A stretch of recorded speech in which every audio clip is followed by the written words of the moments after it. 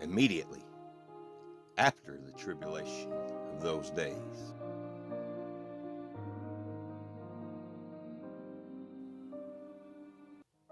Shall the sun be darkened, and the moon shall not give her light.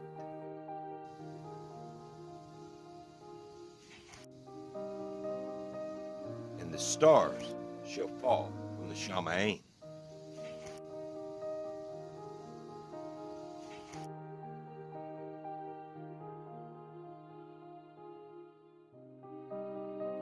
And the powers of the heavens shall be shaken.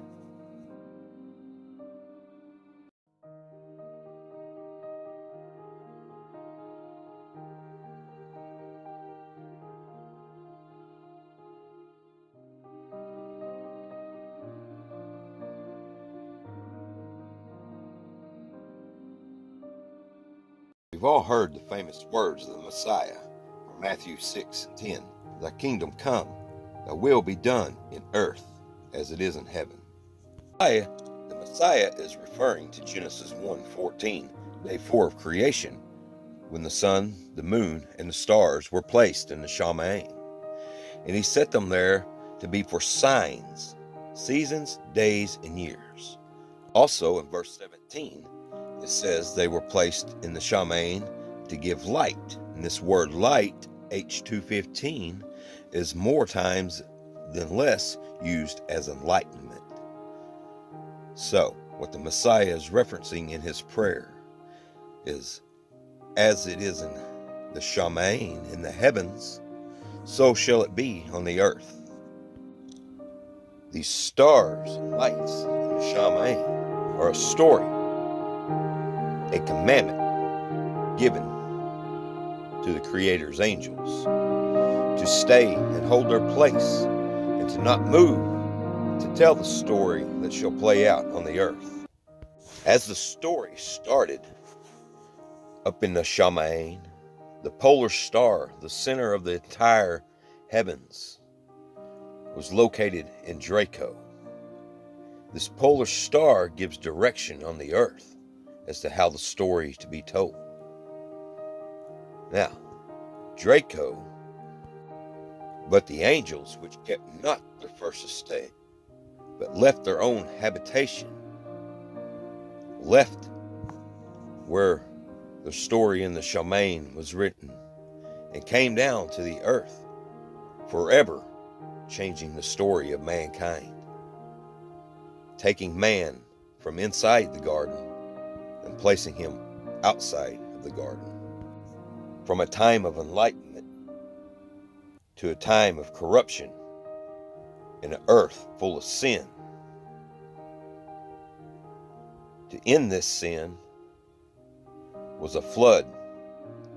That flood happened with the shifting of the Shamaim. The constellations moving, causing a polar shift on the earth. Catastrophe. Changing the earth, resetting it, giving it another chance. Man, another chance. Under the next chapter in the story. This time moving into Ursa Minor. The story of a chosen people, a set apart people, and their coming Messiah. First coming as a humble servant, delivering a way of the chosen people into a narrow path by becoming the final sacrifice and leading the way, laying the foundation for the next pole shift. His coming, this time as a lion rendering to conquer his enemy as the King of Kings. It's the final battle of good and evil for the next 1,000 years. And this shift in the Shamaim, setting off great tribulation, as the shaman slowly shifts, this time Cepheus, the king, to be the polar possessor, entering into the golden age. But first, his sign immediately after the tribulation of the trumpets, at the very end of tribulation, his sign that he is coming swiftly. The day that the sun shall be darkened, and the moon shall not give her light, and the stars fall from the shaman. The day the powers of the shaman are shaken. That moment, before the very last trumpet, shall appear the sign of the Son of Man in the shaman. And here is his sign. Luke 11:30. For as Jonas was a sign unto the Ninevites, so shall also the Son of Man be to this generation. Also, Revelation 14:14. And I looked, and behold, a white cloud, and upon the cloud one set like unto the Son of Man, having on his head a golden crown, and in his hand a sharp sickle.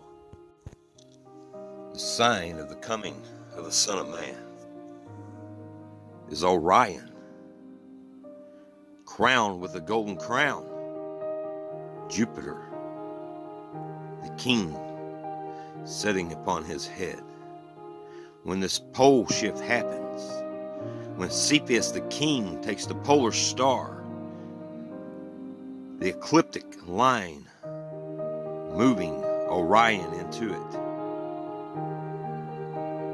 placing a crown of gold upon his head. And for 3 days, the mighty man of war, Michael the archangel, Mars, sits between his sharp sickles,